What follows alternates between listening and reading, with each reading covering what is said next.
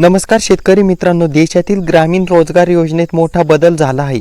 अनेक वर्षांपासून सुरू असलेली मनरेगा योजना आता नव्या स्वरूपात बदलण्यात आली आहे। 1 जुलै 2026 पासून देशभरात मनरेगा योजनेच्या जागी VBG-रामजी योजना लागू करण्यात आली आहे। या नव्या योजनेत काय बदल झाले, रोजगाराचे दिवस किती मिळणार, कोण पात्र असेल, जुन्या जॉब कार्डचे काय होणार आणि सर्वसामान्य नागरिकावर याचा काय परिणाम होणार, या सर्व प्रश्नांची उत्तरे आजच्या या व्हिडिओमध्ये मिळणार आहे। त्यामुळे हा व्हिडिओ शेवटपर्यंत नक्की पहा। मनरेगा म्हणजे महात्मा गांधी राष्ट्रीय ग्रामीण रोजगार हमी योजना।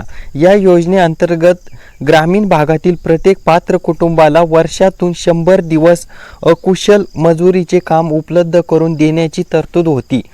गावातील रस्ते, शेततळी, नाले, जलसंधारण, वृक्षारोपण आणि इतर विकास कामे या योजनेतून केली जात होती। लाखो कुटुंबांना या योजनेचा फायदा झाला। सरकारच्या मते ग्रामीण भागात केवळ मजुरी देण्यापेक्षा कायमस्वरूपी रोजगार, कौशल्य विकास आणि उत्पन्न वाढ यावर भर देणे आवश्यक आहे। त्यामुळे मनरेगाच्या जागी VBG-रामजी ही नवीन योजना आणण्यात आली आहे।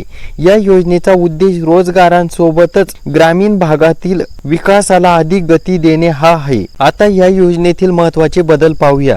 रोजगाराचे दिवस 100 वरून 125 दिवसापर्यंत वाढवण्यात आले आहे। केवळ मजुरी नव्हे, कौशल्य विकासालाही महत्त्व दिले जाणार आहे। जलसंधारण, शेतीसाठी उपयुक्त कामे, ग्रामीण पायाभूत सुविधा आणि टिकाऊ मालमत्ता निर्मितीवर अधिक भर असेल।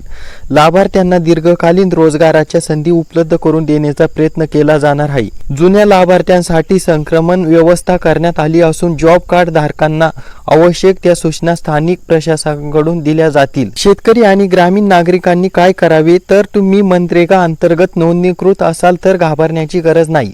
तुमच्या ग्रामपंचायत, पंचायत समिती किंवा संबंधित कार्यालयाकडून येणाऱ्या अधिकृत सूचनावर लक्ष ठेवा। कोणतेही नवीन अर्ज, नोंदणी किंवा कागदपत्रे आवश्यक असल्यास ती अधिकृत माहितीनुसार पूर्ण करा। सोशल मीडियावरील अपूर्ण किंवा अफवांवर विश्वास ठेवू नका।